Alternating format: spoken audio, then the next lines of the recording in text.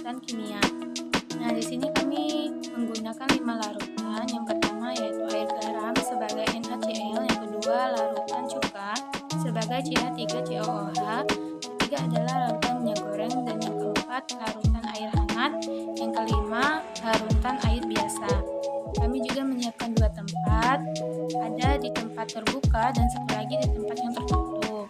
Hari pertama kami melakukan percobaan larutan air garam atau NaCl di gelas yang terbuka mengalami perubahan pada pakunya. Pada bagian atas paku sudah mulai mengarat. Sedangkan di gelas yang tertutup, bagian paku hampir seluruhnya mengalami perkaratan.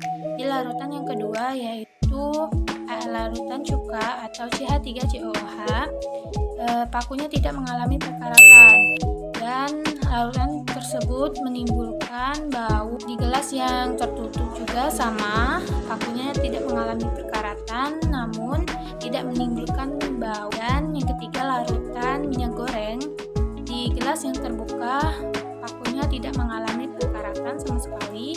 Begitu juga di gelas tertutup sama. Larutan yang keempat yaitu air hangat, di gelas yang terbuka pakunya sudah mulai mengalami perkaratan sedikit dan warna larutannya berubah menjadi kekuningan. Sama juga dengan gelas yang tertutup. Yang kelima itu larutan air biasa. Bagian pakunya sudah mulai mengalami perkaratan dan warna larutannya berubah menjadi menguning, sama dengan gelas yang tertutup. Hari kedua, di larutan NaCl atau air garam mengalami perubahan pada gelas yang terbuka, yaitu bagian paku sudah mengalami perkaratan, namun hanya bagian atasnya saja. Sedangkan di gelas yang tertutup, bagian paku mengalami perkaratan, cuman hanya sebagiannya saja. Larutan yang kedua yaitu cuka atau CH3COOH. Di gelas yang terbuka, pakunya berubah menjadi abu-abu tua dan bau yang ditimbulkan semakin menyengat. Sedangkan di gelas yang tertutup, pakunya sama berubah menjadi abu-abu tua, namun tidak ada bau yang dihasilkan. Larutan yang ketiga yaitu minyak goreng, tidak mengalami perubahan perkaratan pada pakunya, baik itu di gelas tertutup maupun yang terbuka. Larutan yang keempat air hangat, di gelas yang terbuka dan tertutup, pakunya mengalami sedikit perubahan perkaratan dan warnanya berubah menjadi kekuningan. Dan yang kelima, air biasa, di gelas terbuka maupun yang tertutup, pakunya berubah karat dan juga airnya berubah menjadi menguning. Hari ketiga penelitian korosi pada paku. Larutan NaCl atau garam pada gelas terbuka belum ada perubahan sama sekali. Sedangkan pada gelas tertutup, separuh bagian paku sudah ada yang berkarat. Pada minyak goreng juga belum ada perubahan pada gelas terbuka dan tertutup. Pada larutan CH3COOH pada gelas terbuka, paku sudah berubah warna menjadi abu tua dan menghasilkan bau yang sangat busuk. Sedangkan pada gelas tertutup juga sama. Pada air hangat, paku pada gelas terbuka lebih berkarat daripada tertutup. Pada gelas yang terbuka berkarat, sedangkan pada yang tertutup lebih berkarat daripada yang terbuka. Di hari keempat, untuk larutan NaCl atau garam yang terbuka belum ada perubahan dari hari kedua, sedangkan yang tertutup pakunya sudah berkarat.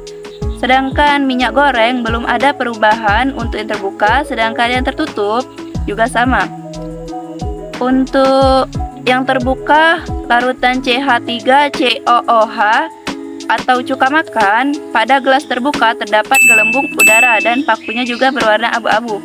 Sedangkan yang tertutup tidak terjadi reaksi dan pakunya berwarna abu-abu tua. Terbuka, air hangat, pakunya sudah berkarat namun belum menyeluruh, sedangkan yang tertutup pakunya lebih berkarat.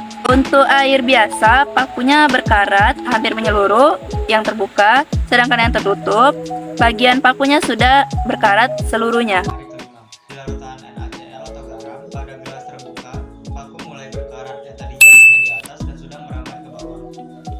gelas tertutup, paku sudah berkarat. Di larutan minyak goreng tidak terjadi perubahan, baik di gelas terbuka maupun gelas tertutup. Di larutan CH3COOH atau cuka, paku tidak berkarat, air berwarna kekuningan dan bau. Itu terjadi di kedua gelas. Di larutan air hangat, pada gelas terbuka, paku berkarat, dan pada gelas tertutup lebih berkarat daripada gelas terbuka. Di larutan air biasa, pada gelas terbuka, bagian paku seluruhnya berkarat, dan pada gelas tertutup lebih berkarat daripada gelas terbuka. Hari ke-6 pada garam. Seluruh bagian paku itu berkarat pada gelas tertutup sama pada gelas yang terbuka. Sedangkan minyak goreng, paku berwarna hitam dan air berwarna seperti teh seduh sama. Air hangat, paku hampir keseluruhannya berkarat. Paku pada gelas tertutup lebih berkarat dibandingkan gelas terbuka. Sedangkan air hampir seluruh bagian itu paku berkarat. Di hari terakhir yaitu hari ke-7, di mana larutan NaCl garam ini seluruh bagian paku pada gelas yang terbuka sudah mengalami perkaratan, dan pada gelas yang tertutup juga lebih berkarat dibanding gelas yang terbuka.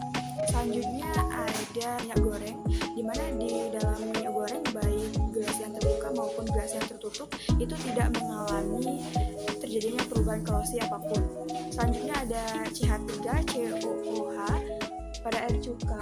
Ini gelas yang terbuka maupun gelas yang tertutup itu sudah mengalami perkaratan, tapi yang lebih berkarat itu pada gelas yang tertutup.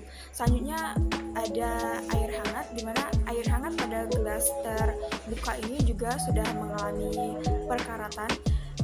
Pada gelas yang tertutup juga sama, sudah mengalami perkaratan.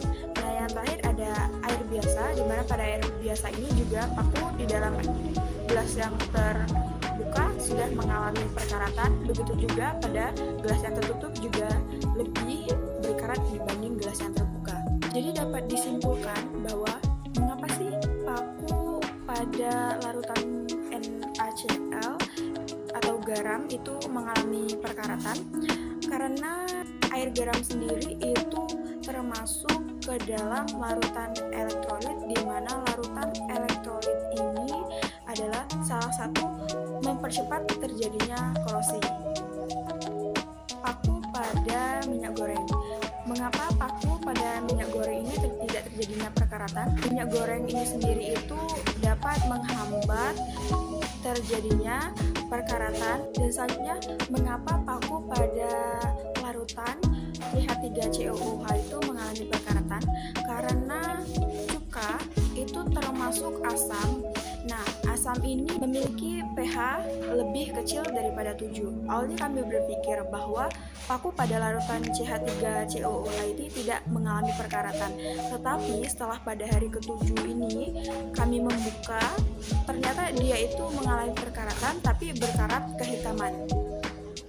Kenapa paku pada air hangat juga bisa berkarat?